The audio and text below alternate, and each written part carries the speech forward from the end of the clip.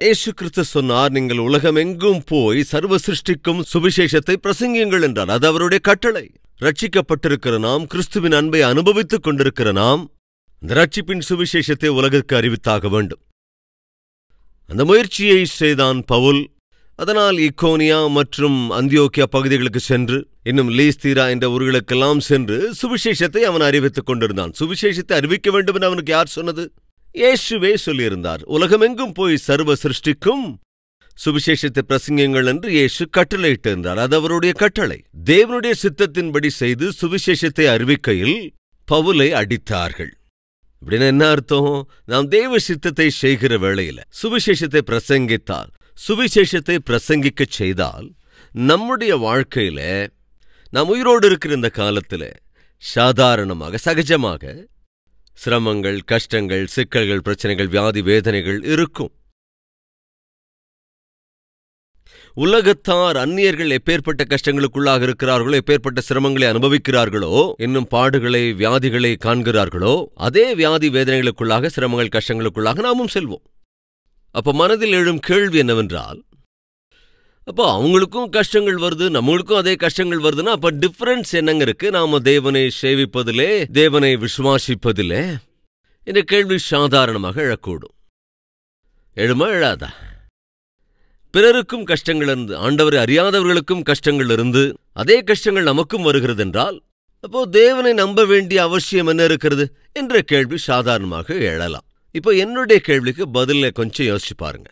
உங்களுக்கு வருகிற கஷ்டங்கள், உங்களுக்கு வரும் சிரமங்கள், உங்களுக்கு வரும் சிக்கல்கள், உங்களுக்கு வரும் பிரச்சனைகள், பண பிரச்சனைகள், ஆரோக்கிய குறைவுகள், இவையிலிருந்து விடுதலை தருவார் என்பதற்காக இயேசுவை விசுவாசிப்பவர் உண்டா? இந்த கேள்விக்கு தயவு செஞ்சு பதில் சொல்ல முயற்சி செய்யுங்க. கஷ்டங்களை தீர்த்து விடுவார், சிரமங்களை தீர்த்து விடுவார், கடன் பிரச்சனைகளை மாற்றி விடுவார், ஆரோக்கிய குறைவிலிருந்து மீட்டெடுப்பார், எல்லா கஷ்டத்திலிருந்தும் விடுதலை தந்து விடுவார் என்பதற்காக உங்களில் யாராவது இயேசுவை நம்புகிறீர்களா? அப்படின்னா கவனிங்க, உங்க நம்பிக்கை கரெக்ட் அல்ல. அதாவது நாம் இயேசுவை நம்ப வேண்டியது அவர் அருளுகிற வரத்திற்காக அல்ல.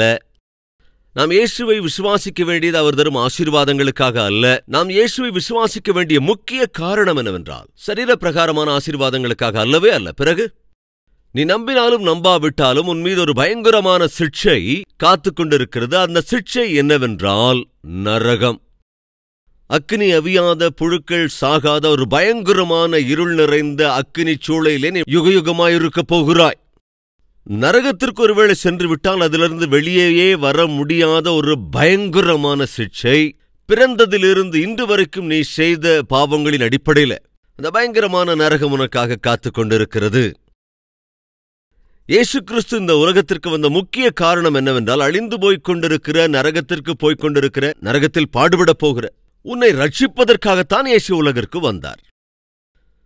பைபிள் சொல்லுகிறது, அவரை ஏற்றுக்கொள்ளுகிறவர்கள் எத்தனை பேர்களோ அத்தனை பேர்களும் அவருடைய குமாரர் குமாரத்திகளாகும்படியான அதிகாரத்தை கொடுத்திருக்கிறார். அவரை விசுவாசிக்கிற ஒவ்வொருவருக்குமே கூட தேவனுடைய குமாரர்களாக, குமாரத்திகளாக அழைக்கப்படுகிற அதிகாரத்தை தேவன் அருளியிருக்கிறார்.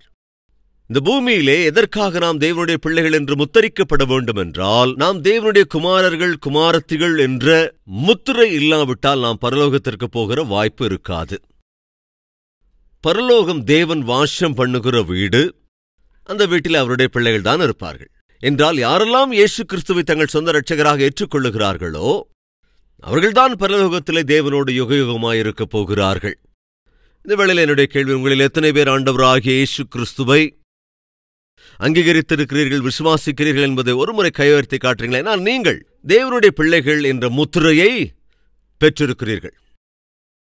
யார் மீது அந்த முத்திரை இருக்கின்றதோ அவர்கள் நித்திய ஜீவனை, பரலோக பாக்கியத்தை பெற்றுக்கொண்டவர்கள் என்பது அர்த்தம். நாம் அறிந்த சத்தியம் என்னவென்றால், நாம் உயிரோடு இருப்பது 70 அல்லது 80 ஆண்டுகள். அவ்வளவுதான் வாழ்க்கை என்று நினைக்கிறோம். ஆனால் அது உண்மை அல்ல. சரீர பிரகாரமான ஜீவியம் என்பது நல்லா யோசிச்சு பார்த்தோம்னா அது தற்காலிகமான ஒரு வாழ்க்கை. முட்டைக்குள்ள அந்த சின்ன அந்த கோழி குஞ்சு இருக்கு இல்லையா, அது முட்டைக்கு உள்ள இருக்கும். அது அந்த முட்டைக்குள்ள அப்படி 21 நாட்கள் இருக்கும்.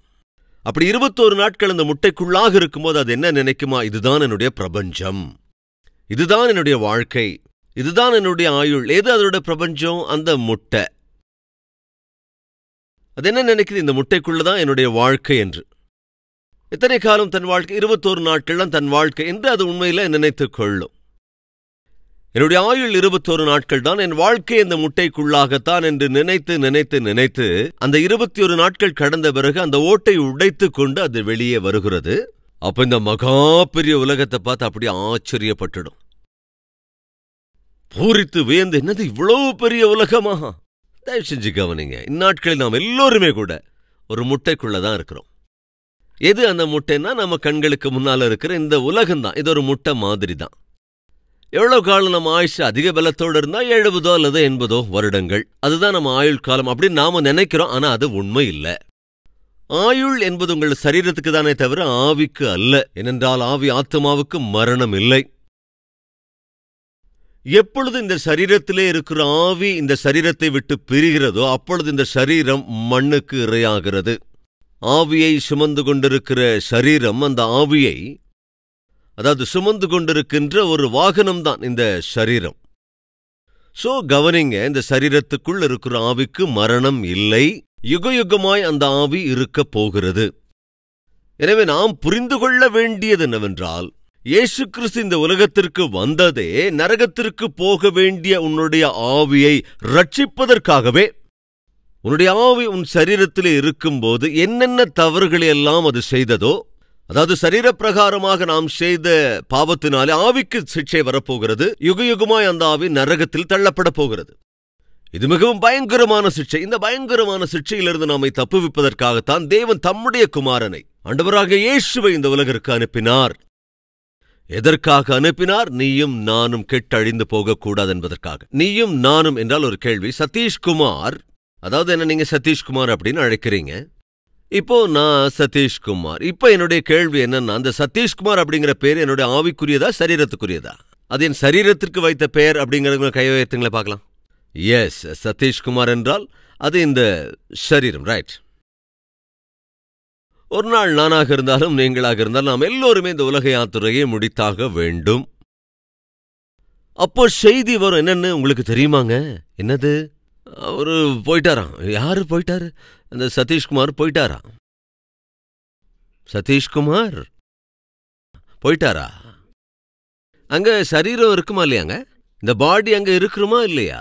அப்ப சதீஷ்குமார் போயிட்டாங்கன்னு என்ன அர்த்தம்? பாடி அங்கதானே இருக்கு. இங்கிலீஷ்ல என்ன சொல்லுவாங்க? Passed away. He is gone. He is no more. No more என்னங்க? கண்ணு முன்னால தானே இருக்காரு சதீஷ்குமார். பாக்ஸ்ல இருக்கும்ல சதீஷ்குமாரோடைய பாடி. இல்லைங்க, அவரு போயிட்டாருங்க. அவர் ஜேர்னி அவர் முடிச்சுட்டு அவரு போயிட்டாரு. கொடுக்கப்பட்ட ஊழியத்தை செஞ்சு முடிச்சுட்டு அவரு போயிட்டாரு. சதீஷ்குமார் இல்லைங்க, அவரு போயிட்டாருங்க. எங்க போயிட்டாரு? ஆண்டவர்கிட்ட அவரு போயிட்டாருங்க. இப்ப நான் சொல்றது உங்களுக்கு புரியுதா? உங்கள சில பேருக்கு, பிரதர் அப்படியெல்லாம் சொல்லாதீங்க பிரதர், சதீஷ்குமார் போயிட்டாரு. அஃப்கோர்ஸ் என்ன நேசிக்கிறவங்க, அதனால தான் முதல்ல சொன்னேன். நீங்க நாள எல்லாரும் ஒரு நாள் போக வேண்டியவங்க தான். ஷோ கவனிங்க, அவரு இல்லைங்க. ஒரு காலத்தில் அவர் உயிரோடு இருக்கப்போ ரொம்ப பெரிய ஊழியம் பண்ணாரு, தூய வார்த்தைகளை பிரசங்கம் பண்ணாரு. ஆனா இப்ப அவரு இல்லைங்க, அவரு போய் சேர்ந்தாரு, அவரு போயிட்டாரு. இப்போ சொல்லுங்க, அவரு போயிட்டாரு அப்படின்னு சொன்னா அது என் சரீரமா என்னுடைய ஆவியா? இப்போ சதீஷ்குமார் இல்லைங்க, அவரு போய் சேர்ந்துட்டாருங்க. எங்க போய் சேர்ந்து? ஆண்டவர்கிட்ட போயிட்டாருங்க. இப்ப நீங்க சொல்லுங்க, சதீஷ்குமார் அப்படிங்கிற பேரு எனக்கு சரீரத்துக்குள்ளதான் ஆவிக்குள்ளதா? சோ என்னோட ஆவிக்கு, அதாவது அப்கோர்ஸ் சாதாரணமா ஒரு பிள்ளை பிறக்கும் போது அந்த பிள்ளைக்கு நாம் ஒரு பேரு வைக்கிறோம். ஆனா வாஸ்தவமா பார்த்தா சதீஷ்குமார் என்ற பெயர் ஜீவ புத்தகத்துல எழுதப்பட்டிருக்கிறது. யாருடைய பெயரெல்லாம் ஜீவ புத்தகத்தில் எழுதப்படுகிறதோ அந்த நபர் பரலோகத்திலே யுக யுகமாய் வாழ்ந்திருப்பார். சோ நான் சொல்ல வர்றது என்னன்னா, நாம இந்த உலகத்துல தற்காலிகமாகத்தான் வாழ்ந்துகிட்டு இருக்கிறோம். அச்சு அசலான வாழ்க்கை என்பது இந்த பூமி என்கிற இந்த முட்டைக்குள்ள அதனுடைய ஓட்டை உடைத்து கொண்டு இந்த சரீரத்திலிருந்து நம்மாவை வெளியே போகுது இல்லையா? அப்படி வெளியே போகும்போது நாம் கேட்டிராத, நாம் இருவரை பார்த்திராத மகா அற்புதமான ஒரு உலகத்தை நாம் காணப்போகிறோம். தேவன் வெளிச்சம் உண்டாவதாக என்று சொன்னபோது வெளிச்சம் உண்டாயிற்று. இந்த பூமியில் இருக்கிற சமஸ்தத்தையும் அவர் தம்முடைய வார்த்தையினாலே உண்டாக்கினார். Everything is created out of his word. அவர் தம்முடைய வார்த்தையினால் எல்லாவற்றையும் சிருஷ்டித்தார்.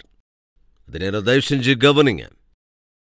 இது நாம் பார்க்கிற இந்த மகா பிரபஞ்சம், அதுல 8% மாத்திரம்தான் நாம் பார்க்க முடியும். 92% தேவன் சிருஷ்டித்த சிருஷ்டியை நம்முடைய கண்கள் காணவில்லை. அவ்வளவு அற்புதமான பிரபஞ்சத்தை தேவன் சிருஷ்டித்திருக்கிறார். ஆனால் அவர் தம்முடைய வார்த்தைகளால் மாத்திரமே 6 நாட்களில் இந்த அற்புதமான பிரபஞ்சத்தை சிருஷ்டித்தார். அதை நினைவுபடுத்துகிறேன். இயேசு கிறிஸ்து மரிப்பதற்கு முன்பு தம்முடைய சீஷர்களிடத்திலே இப்படி சொல்லுகிறார், நான் போகிறேன், என் பிதாவினிடத்திற்கு போகிறேன், உங்களுக்கான இடத்தை ஆயத்தப்படுத்துவதற்கு போகிறேன், அங்கே உங்களுக்கான வாசஸ்தலத்தை ஆயத்தம் பண்ண போகிறேன். இங்கிலீஷ்ல மேன்ஷன்ஸ் என்று இருக்கிறது, என்றால் பவனங்கள். என்றால் நாம் எல்லோருமே கூட பரலோகத்திலே தேவனுடைய ராஜ்யத்திலே யுக யுகமாய் ஜீவிப்பதற்கு தேவன் நமக்காக வாசஸ்தலத்தை ஆயத்தம் பண்ண போயிருக்கிறார். அவர் என்ன சொன்னார் என்று ஒருமுறை வாசிக்கலாம். யோவான் எழுதின சுவிசேஷம் 14வது அதிகாரம். இந்த பூமியில் இருக்கும்போது நாம் எதை எதிர்பார்க்க வேண்டும்? நாம் தேவனுடைய சித்தத்தின்படி செய்து கொண்டு முன்னேறிக் கொண்டே இருக்க வேண்டுமா? கஷ்டங்கள் சிரமங்கள் இருந்தாலும், அல்லது நம்முடைய தேவைகளை தீர்ப்பதற்காக மாத்திரமே தேவனிடத்திலே விசுவாசமா இருக்க வேண்டுமா? இந்த சின்ன பாயிண்டை உங்களுக்கு நான் குறிப்பிட்டு சொல்ல விரும்புகிறேன். யோவான் 14 முதலிலிருந்து சில வசனங்கள். உங்கள் இருதயம் கலங்காதிருப்பதாக, தேவனிடத்தில் விசுவாசமாயிருங்கள், என்னிடத்திலும் விசுவாசமாயிருங்கள். என் பிதாவின் வீட்டில் அநேக வாசஸ்தலங்கள் உண்டு. அப்படி இல்லாதிருந்தால் நான் உங்களுக்கு சொல்லியிருப்பேன். ஒரு ஸ்தலத்தை உங்களுக்காக ஆயத்தம் பண்ண போகிறேன். நான் போய் உங்களுக்காக ஸ்தலத்தை ஆயத்தம் பண்ணின பின்பு நான் இருக்கிற இடத்துல நீங்களும் இருக்கும்படி நான் மறுபடியும் வந்து உங்களை என்னிடத்தில் சேர்த்துக் கொள்ளுவேன்.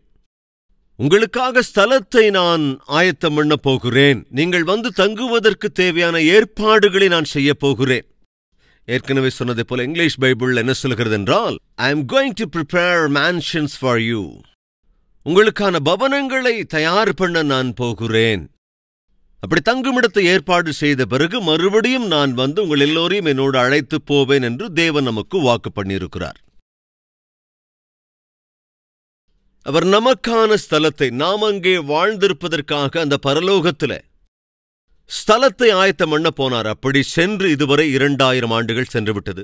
சோ அவர் என்ன செய்கிறார்? பரலோகத்திலே உனக்கான எனக்கான ஸ்தலத்தை அவர் ஆயத்தம் பண்ணி கொண்டிருக்கிறார். 6 நாட்களில் தம்முடைய வார்த்தையினால் மாத்திரமே அவர் சிருஷ்டித்த இந்த பிரபஞ்சமே எவ்வளவு அற்புதமாக இருக்கிறது என்றால், 2000 வருடங்களாக ஆயத்தம் பண்ணி கொண்டிருக்கிற பரலோகம் எவ்வளவு அற்புதமாக இருக்கும். கொஞ்சம் யோசிச்சு பாருங்க. வார்த்தையினால் மாத்திரமே சிருஷ்டித்த இந்த சிருஷ்டியே இவ்வளவு அற்புதமாக இருக்கிறது என்றால், தம்முடைய உயிரையே தியாகமாய் கொடுத்து, தம் ரத்தத்தை சிந்தி, தாம் கிரயம் செலுத்தி, தாம் வாங்கிக் கொண்ட பிள்ளைகளாகிய நமக்காக அவர் 2000 வருடங்களாக ஆண்டவராகிய இயேசு கிறிஸ்து பரலோகத்தை ரெடி பண்ணிக்கிட்டு இருக்காரு. அப்படின்னா அந்த பரலோகம் எவ்வளவு அற்புதமா இருக்கும். கொஞ்சம் யோகிச்சு பாருங்க. அங்கே ஸ்தலத்தை ஆயத்தம் செய்த பின்பு நான் வருவேன், மறுபடியும் வந்து உங்களை நான் என்னிடத்தில் சேர்த்துக் கொள்வேன் என்று வாக்கு பண்ணினார். எனவே வாக்கு பண்ணி 2000 ஆண்டாச்சு. அப்ப நீயும் நானும் நாம இப்ப யோசனை பண்ண வேண்டிய விஷயம் என்னன்னா, வேதம் தெளிவாய் சொல்லுது, நல்லா கவனிங்க. உங்களுடைய ஆவி என்பது தேவனுடைய கரங்களுக்குள் இருக்கிறது என்று நீங்கள் விசுவாசித்தால், கொலோசேயருக்கு எழுதின நிருபம் 3வது அதிகாரத்தின் 1வது வசனத்தை நான் வாசிக்கின்றேன். கொலோசேயருக்கு எழுதின நிருபம்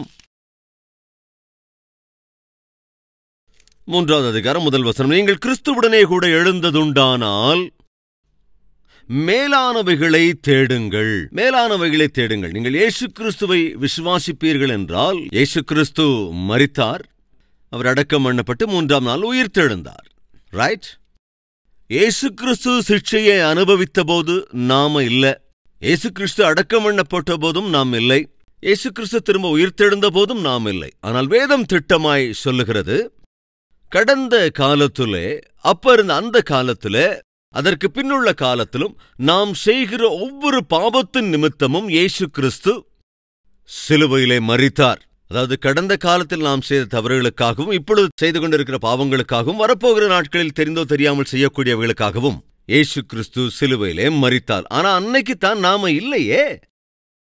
எனவே தேவன் என்ன செய்தார்? நாம் எல்லோரையுமே கூட இயேசு கிறிஸ்துவுக்குள் தேவன் வைத்தார். இயேசு கிறிஸ்துவுக்குள் நம்மை வைத்தார். ஃபார் எக்ஸாம்பிள், உங்க பாக்கெட்ல பர்ஸ் இருக்கு, அந்த பர்ஸ்ல ஒரு 50 ரூபாய் இருக்குன்னு வச்சுக்கலாம். அந்த பர்ஸ் தண்ணிக்குள்ள விழுந்துருச்சுன்னா அந்த 50 ரூபாய் மூழ்குதா இல்ல பர்ஸ் மட்டும் மூழ்குதா? நீங்க சொல்லுங்களேன், என்ன சொல்றீங்க? பர்ஸ் தண்ணிக்குள்ள விழுந்துட்டா, தண்ணிக்குள்ள மூழ்கிட்டா அந்த 50 ரூபாயும் மூழ்குமா இல்லையா? அதைத்தான் செய்தார். இயேசு கிறிஸ்துவை தேவன் சிலுவையிலே ஒப்புக் கொடுத்த போது நம்மையும் அவருக்குள்ளே வைத்தார். தீமோத்தேயுக்கு எழுதின 2வது நிருபம் 2வது அதிகாரம் 11ஆம் வசனம். இந்த வார்த்தை உண்மையுள்ளது என்னவெனில் நாம் அவரோடே கூட மரித்தோமானால், அவரோடே கூட நாம் மரித்திருப்போம் என்றால், அவர் மரித்துவிட்டார், நாம் மரிக்கவில்லை. ஆனால் நாம் அவரோடே கூட மரித்தோமானால், அதாவது தேவன் உங்களையும் என்னையும் விசுவாசிக்கிற எல்லோரையும் இயேசுவுக்குள் வைத்தார், இயேசுவோடே கூட வைத்தார். எனவே அவரோடே கூட மரித்தோமானால் அவரோடே கூட பிழைத்தும் இருப்போம். அவரோடே கூட பாடுகளை சகித்தோமானால் அவரோடே கூட ஆளுகையும் செய்வோம். நாம் அவரை மறுதலித்தால் அவரும் நம்மை மறுதலிப்பார். அவரோடே கூட நாம் மரித்திருக்கிறோம். அதனால் தான் பவுலும் சொல்லுவான், நான் கிறிஸ்துவுடனே கூட சிலுவையிலே அறையப்பட்டிருக்கிறேன், பிழைத்திருப்பது நான் அல்ல. நான் கிறிஸ்துவோடே கூட சிலுவையில் அறையப்பட்டிருக்கிறேன் அப்படின்னா என்ன அர்த்தம்? இயேசு சிலுவையில் அறையப்பட்ட போது தேவன் என்னையும் கூட கிறிஸ்துவுடனே கூட வைத்திருந்தார். இன்னொரு வசனத்தை கூட நான் காண்பித்துக் கொடுக்க விரும்புகிறேன். கலாத்தியர் 2வது அதிகாரம் 20ஆம் வசனம். கிறிஸ்துவுடனே கூட சிலுவையில் அறையப்பட்டேன், ஆயினும் பிழைத்திருக்கிறேன். இனி நான் அல்ல, கிறிஸ்துவே எனக்குள் பிழைத்திருக்கிறார். நான் இப்பொழுது மாம்சத்தில் பிழைத்திருக்கிறதோ என்னில் அன்பு கூர்ந்து எனக்காக தம்மை தாமே ஒப்புக் கொடுத்த தேவனுடைய குமாரனை பற்றும் விசுவாசத்தினாலே பிழைத்திருக்கிறேன். நான் கிறிஸ்துவுடனே கூட சிலுவையில் அறையப்பட்டேன். ஆக்சுவலா இயேசு கிறிஸ்து சிலுவையில் அறையப்பட்ட போது பவுல் அங்க இருக்கல. இந்த நிருபத்தை எழுதிய போது பவுலின் வயது சுமார் 60 வயது. 60 வயதில் இருக்கின்ற பவுல் சொல்லுகிறான், நான் கிறிஸ்துவுடனே கூட சிலுவையில் அறையப்பட்டேன் என்று. ஐயோ, அப்பதான் பவுல் அங்க இல்லையேங்க. கவனிங்க, இயேசு கிறிஸ்துவை சொந்த இரட்சகராக ஏற்றுக்கொண்டிருக்கிற நம் எல்லோரையுமே கூட தேவன் கிறிஸ்துவுடனே கூட வைத்து சிலுவைக்கு ஒப்புக் கொடுத்தார். என்றால் நாம் எல்லோருமே கூட இயேசு கிறிஸ்துவோடே கூட சிலுவையிலே அறையப்பட்டோம். அதாவது இயேசுவோடே கூட சிலுவையில் நாம் மரித்தோம், அடக்கம் பண்ணப்பட்டோம். அதனால் தான் வேதம் சொல்லுகிறது, நீங்கள் இயேசு கிறிஸ்துவோடே மரித்ததுண்டானால் கிறிஸ்துவுடனே கூட திரும்பவும் எழுவீர்கள். இயேசு கிறிஸ்துவை தேவன் சிலுவைக்கு ஒப்புக் கொடுத்தார், மரணத்துக்கு ஒப்புக் கொடுத்தார், அதே போல திரும்ப எழுப்பினார். ஆனால் நம்மை மரணத்துக்கு ஒப்புக் கொடுக்கவில்லை, நம்மை சிட்சிக்கவில்லை. எனவே அடையாளமாக தேவன் என்ன செய்தார் என்றால், நீங்கள் செய்கிற பாவங்களுக்காக நான் என் குமாரனை சிட்சிக்கிறேன், மரணத்துக்கு ஒப்புக் கொடுக்கிறேன், மரண சிட்சை விதிக்கிறேன். அவர் மரித்தார், அடக்கம் பண்ணப்பட்டார், அவர் திரும்ப உயிர்த்தெழுந்தார். நீங்களும் மரிக்க வேண்டும், அடக்கம் பண்ணப்பட வேண்டும், திரும்ப எழ வேண்டும். அவரோட கூட நீங்கள் திரும்ப எழ வேண்டும் என்றால் அவரோட மரிக்க வேண்டும், அடக்கம் பண்ணப்பட வேண்டும், திரும்ப எழ வேண்டும். ஆனால் தேவன் நம் மீது வைத்த அந்த அதீத அன்பினாலே என்ன செய்தார்? நாம் ஒருவருக்குமே அந்த மரண சிட்சை விதிக்கப்படாதபடி நம்முடைய குமாரனுக்கு மாத்திரம் மரண சிட்சை விதித்தார். அவரை அடக்கம் பண்ணப்படுவதற்கு அவர் ஒப்புக் கொடுத்தார், அவரை திரும்ப எழுப்பினார். நமக்கு சொல்லுகிறது என்னவென்றால், அதற்கு அடையாளமாக நீங்கள் ஞான ஸ்நானம் எடுத்துக்கொள்ளுங்கள். ஞான ஸ்நானம் அப்படிங்கிறதுக்கு அர்த்தம் என்ன தெரியுமா? இயேசு கிறிஸ்து மரித்தார், நானும் கூட மரிக்கிறேன். இயேசு கிறிஸ்து அடக்கம் பண்ணப்பட்டார், நானும் கூட அடக்கம் பண்ணப்படுகிறேன். இயேசு கிறிஸ்து திரும்ப உயிர்த்தெழுந்தார், நானும் கூட திரும்ப உயிர்த்தெழுகிறேன். எப்படி? ஞான ஸ்நானத்தின் மூலமாக. ஆக்சுவலா தம்முடைய குமாரனுக்கு மரண சிட்சையை, மரணத்தை, திரும்ப உயிர்த்தெழுகிற அனுபவத்தை கொடுத்தார். நமக்கோ அடையாளமாக ரோமருக்கு எழுதின நிருபம் 6வது அதிகாரம், ரோமருக்கு எழுதின நிருபம் 6வது அதிகாரம் 3வது வசனத்தை வாசிக்கிறேன். கிறிஸ்து இயேசுவுக்குள்ளாக ஞான ஸ்நானம் பெற்ற நாம் அனைவரும் அவருடைய மரணத்துக்குள்ளாக ஞான ஸ்நானம் பெற்றதை அறியாமல் இருக்கிறீர்களா? மேலும் பிதாவின் மகிமையினாலே கிறிஸ்து மரித்தோரிலிருந்து எழுப்பப்பட்டது போல நாமும் புதிதான ஜீவன் உள்ளவர்களாய் நடந்து கொள்ளும்படிக்கு அவருடைய மரணத்திற்குள்ளாக்கும் ஞான ஸ்நானத்தினாலே கிறிஸ்துவுடனே கூட அடக்கம் பண்ணப்பட்டோம். தேவன் தம்முடைய குமாரனை நிஜ மரணத்திற்கு ஒப்புக் கொடுத்தார். உண்மையான மரண சிட்சைக்கு கிறிஸ்துவை அவர் ஒப்புக் கொடுத்தார். உண்மையாக அவர் அடக்கம் பண்ணப்படுவதற்கு அனுமதித்தார். உண்மையாக அவரை உயிர்த்தெழ பண்ணினார். ஆனால் உன்னையும் என்னையும் சிட்சிக்க அவர் விரும்பாததினாலே அந்த கஷ்டத்தையெல்லாம் நீங்க அனுபவிக்க வேண்டிய அவசியம் இல்லை. ஞானஸ்நானத்தின் மூலமாக என்னுடைய குமாரனுடைய மரணத்திலே நீங்கள் பங்கெடுத்து, ஞானஸ்நானத்தின் மூலமாக என் குமாரனின் அடக்கம் பண்ணப்படுதலில் நீங்களும் பங்கெடுத்துக் கொண்டு, பேப்டிசம் மூலமாக என் குமாரனைப் போலவே நீங்களும் தண்ணீரிலிருந்து எழும்பி திரும்ப எழுங்கள். நிறைய பேருக்கு இன்னைக்கு பேப்டிசம்னா அது மேரேஜுக்கான பேப்டிசம், சர்டிபிகேட் பேப்டிசம், இதெல்லாம் ஒரு ஆச்சாரம் அப்படின்னு நாம நினைக்கிறோம். ஆனா இதுதான் உண்மை. எப்பொழுது நீ பேப்டிசம் எடுத்துக்கொள்கிறாயோ அப்ப அங்க என்ன நடக்குது? நான் மரிச்சிட்டேன். அப்ப மரிச்சு போனவங்க என்ன செய்வாங்க? அடக்கம் பண்ணுவாங்க. அதுதான் அங்கே செய்யப்படுகிறது. நீ பாவத்திலே மரிக்கிற வேளையிலே உன்னை என்ன செய்வார்கள்? ஆவிக்குரிய வாழ்க்கையிலே நீ கிறிஸ்துவனுடைய மரணத்தை, அவருடைய உயிர்த்தெழுதலை, அதில் பங்கெடுப்பதற்காக ஞானஸ்தானத்தை எடுக்கிறாய். ஞானஸ்நானத்தில் நீ தண்ணீருக்குள் போகிறாய். தண்ணீருக்குள்ளாக போகும்போது பாஸ்டர் என்ன செய்றாரு? தண்ணீரிலே மூழ்குவார். அதற்கு பிறகு திரும்ப எழுப்புவார். உங்கள் எத்தனை பேர் என்கிட்ட ஞானஸ்நானம் எடுத்தீங்களோ அப்படி எடுத்தவங்க கையை எடுத்துங்க பார்க்கலாம். என்னிடத்துல ஞானஸ்நானம் பெற்றவர்கள். ரைட். நீங்க கொஞ்சம் கவனமா உங்க பைபிள்ல என் பேரை நீங்க எழுதி வச்சுக்கணும். தேவதாசன் சதீஷ்குமாருக்கு வாழ்க்கை பூரா நன்றியோடு இருக்கணும் அப்படின்னு. எதுக்காக இப்படி சொல்றேன் தெரியுமா? நீங்க கண்டிப்பா என்ன கொஞ்சம் நம்பி தண்ணிக்குள்ள இறங்குனீங்க. உங்களை நான் தண்ணீர்ல அப்படி மூழ்க பண்ணினேன். அப்படி மூழ்க பண்ணி ஒரு 2 நிமிஷம் அப்படியே வச்சிருந்தா நீங்க என்ன ஆயிருப்பீங்க? பேப்டிசம் எடுத்துக்கிட்டவங்க. ஒருவேளை உங்களை தண்ணிக்குள்ள மூழ்கிடுச்ச பிறகு ஒரு 2-3 நிமிஷம் அப்படியே உங்களை வச்சிருந்தா என்ன ஆயிருக்கும்? முழு மனதோட நீங்க என்ன நம்பி தண்ணீருக்குள்ள இறங்குறீங்க. என்னை நம்பினதுனாலே உங்க வாழ்க்கையை என் கரத்துல ஒப்படைச்சிங்க. உங்களை தண்ணீருக்குள்ள அப்படி மூழ்க பண்ண உங்களுக்கு நம்பிக்கை. என்ன நம்பிக்கை சொல்லுங்களேன்? திரும்ப மறுபடியும் மேல எழுப்பிடுவாரு. தயவு செஞ்சு கவனிங்க. நீங்களும் நாமும் இயேசுவை நம்புகிறோம். எதுக்கு? அவருடைய கரத்திலே நான் என்னை அர்ப்பணிக்கிறேன். நான் மரித்தாலும் கூட. சதீஷ்குமார் என்ன செஞ்ச? உங்களை தண்ணீருக்குள்ள மூழ்கடிச்சதுக்கு அப்புறம் உங்களை யாருங்க திரும்ப எழுப்புனது? நீங்களே அப்படி எந்திரிச்சிங்களா? பின்னால அப்படி ஒரு கையை கொடுத்து?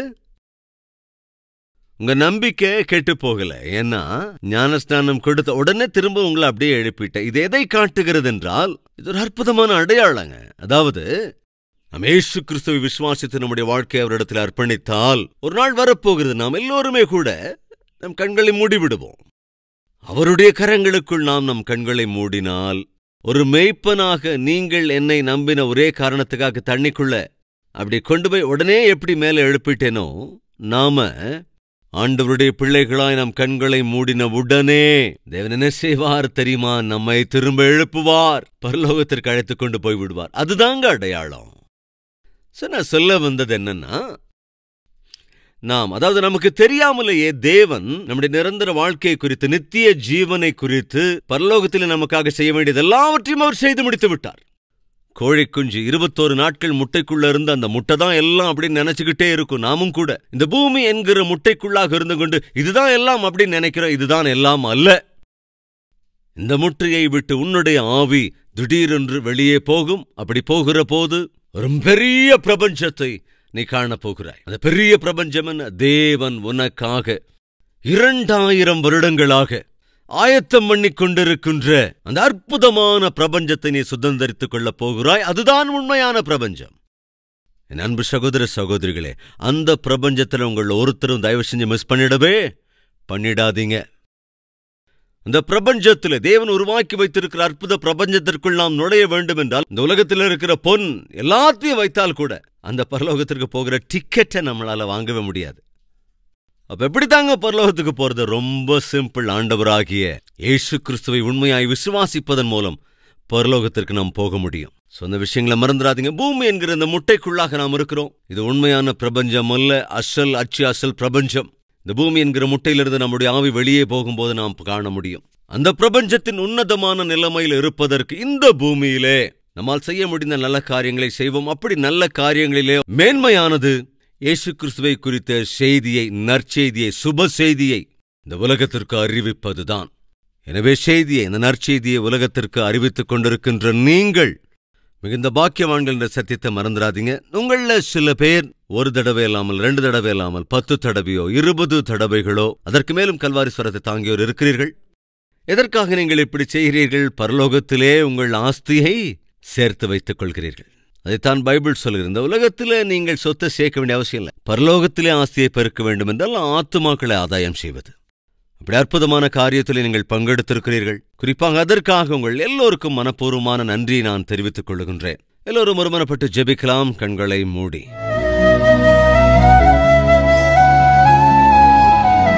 பரிசுத்தமுள்ள பிதாவே, உம்முடைய பிள்ளைகள் எடுத்த தீர்மானங்கள், அவர்களுக்கு இருக்கிற ஆசைகள் எல்லாவற்றையும் நீர் அறிந்து, ஆண்டவரே, அவர்களுக்குள்ள ஆசைகளை நிறைவேற்றி பொருளாதார ரீதியாய் ஆவிக்குரிய பிரகாரமாய் அளவுக்கு அதிகமாய் அனைவரையும் நீர் ஆசீர்வதிக்க வேண்டும் என்று, அவர்கள் விண்ணப்பங்களுக்கு ஆண்டவரை நீர் செவிசாய்க்க வேண்டும் என்று, அவர்கள் குடும்பம் மூலமாக அநேகருக்கு சுவிசேஷத்தை தானம் செய்து அதிகமான பாக்கியத்தை அவர்களுக்கு அருளிச் செய்ய வேண்டும் என்று இயேசு கிறிஸ்துவின் நாமத்தில் வேண்டிக் கொள்கிறோம் பிதாவே. ஆமேன்.